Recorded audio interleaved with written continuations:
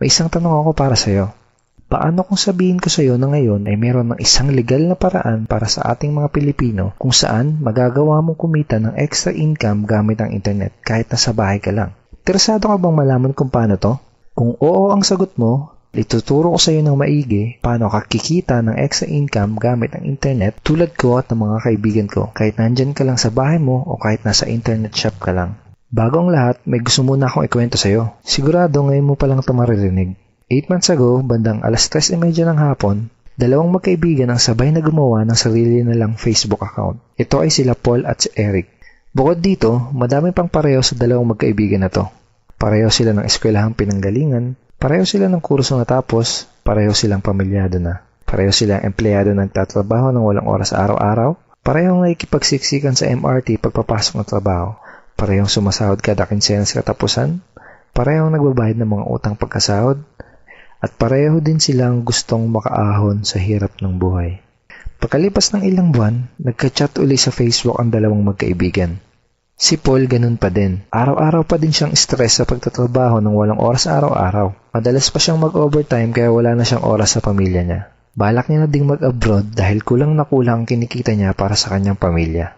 Nalulungkot man siyang umalis dahil ayaw niyang malayo sa pamilya niya pero wala siyang choice kung hindi magsakripisyo.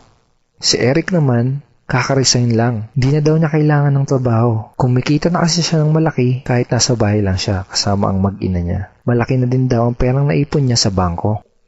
Gusto mo bang malaman kung anong pinagkaiba nila? Si Paul gumagastos at nag-aaksaya lang ng oras sa tuwing mag-i-internet. Si Eric naman, ginamit niya ang Facebook at internet para kumita at magnegosyo.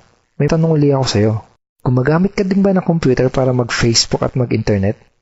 Kung gusto mo din malaman kung paano mapagkakakitaan ng oras na ginugugol mo sa pag-i-internet, ang kailangan mo lang gawin ay fill upan ang form na nasa ibaba. Ito ang ilan sa mga ordinaryong Pinoy na katulad mo na nagkaresulta, kumikita gamit ang internet. Lenton Montejo from Davao City, Philippines. I earned $1,200 in 7 weeks. Jeff Perez from Quezon City, Philippines. An ordinary guy like me has earned over $4,000 in 2 months. Ivy Amor Dahino from Bangkok, Thailand. Highly recommended opportunity. I've just mentioned this to my friends. Kiko Javier from Davao, Philippines. I'm now averaging about $700 per month since I started this. Reden Kakista, Riyadh, Saudi Arabia. I earned $6,460 using internet only. I'm here in the Middle East working and I'm even earning more than my salary here.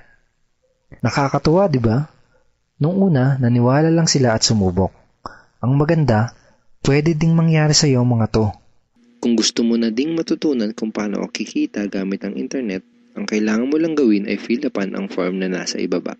At ipapadala ko sa email mo ang video na magtuturo sa iyo kung paano ka kikita katulad namin. Go ahead and fill up the form below now.